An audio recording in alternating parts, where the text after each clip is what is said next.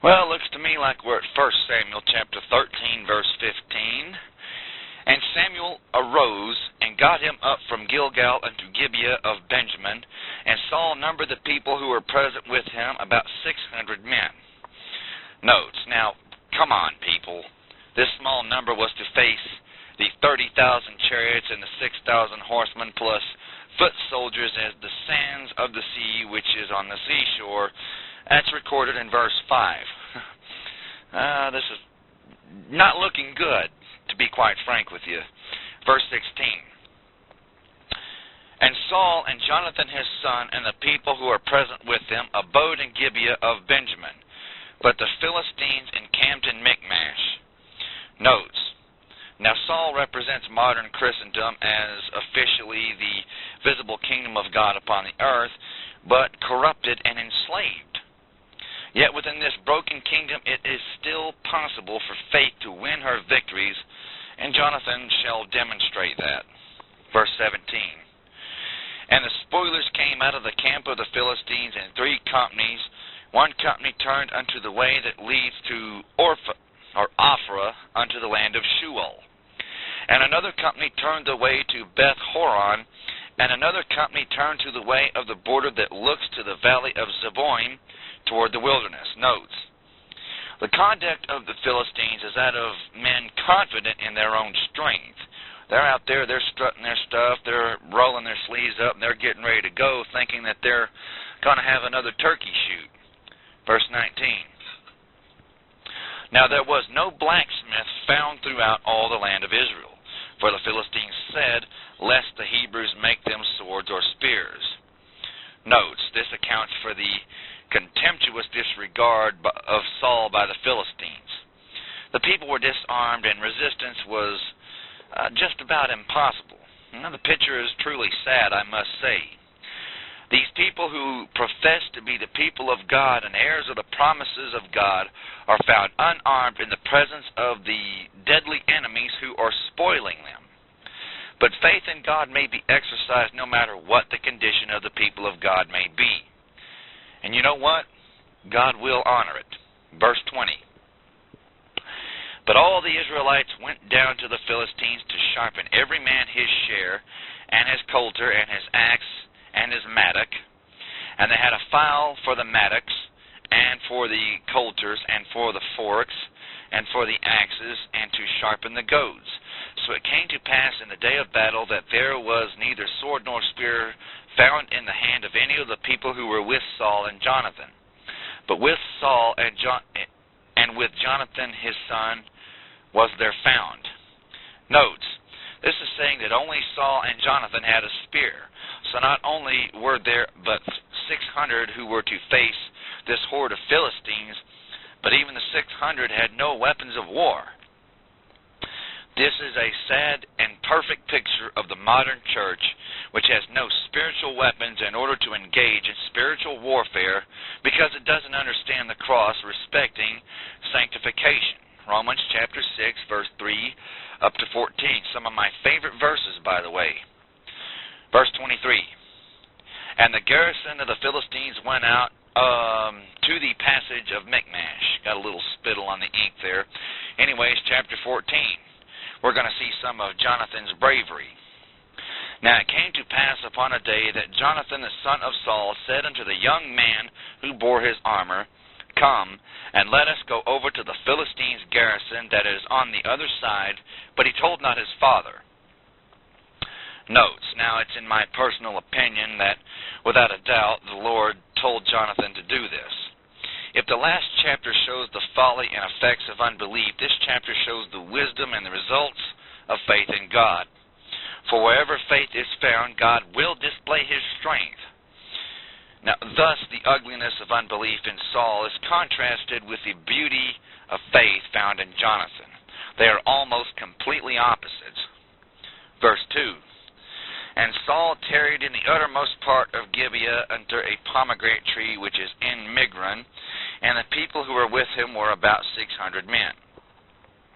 Notes, and as stated, they didn't have very much weaponry. They may have knives and things like that and whatnot, but not certainly not anything that's of any major military use. Verse 3, and Ahiah, the son of oh boy, here we go with these names. And Ahiah, the son of Ahitub, Ichabod's brother, the son of Phinehas, the son of Eli, the Lord's priest in Shiloh, wearing an ephod, turning the page. And the people knew not that Jonathan was gone. Wait just a minute. I had a little trouble with my paper. I'll reread that. And the people knew not that Jonathan was gone. Notes. Now this word used here for ephod refers as well to the breastplate which contained the Urim and the Thummim by which the will of God was sought. That's way back there in Leviticus chapter 8, verses 7 through 8. And it could have just simply been stones that said yes and no on them. That's my own personal belief. Don't take that to the bank. But anyways, verse 4.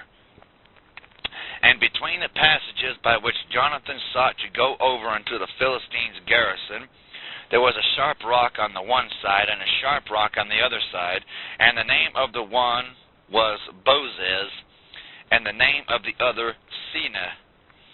Notes. Faith never lessens nor creates difficulties. Her path is open, very narrow, and made difficult by sharp rocks on either hand. Verse 5. The forefront of the one was situate northward over against Michmash, and the other southward over against Gibeah.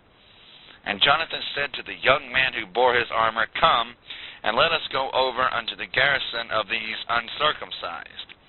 It may be that the Lord will work for us, for there is no restraint to the Lord to save by many or by few. Notes, that's a pretty amazing statement right there, if you don't mind me saying so. Jonathan did not think of himself, and his words to his armor-bearer do not express doubt as to God's ability to overcome them, but assurance. You see, faith's fair flower looks never so fair as when blooming in such a rocky and savage defile beset with enemies, and it's a perfect picture of that right here. Verse 7. And his armor-bearer said unto him, Do all that is in your heart. Turn thee, behold, I am with you according to your heart. Notes. Now, the greatest asset a man or a woman of God can have is for individuals to follow them in their faith. And as well, it must be said, Woe be unto the individual who follows a man in his unbelief. There's going to be a pit, and they're going to fall into it. Verse 8. Then said Jonathan, Behold, we will pass over unto these men, and we will discover ourselves unto them. Notes.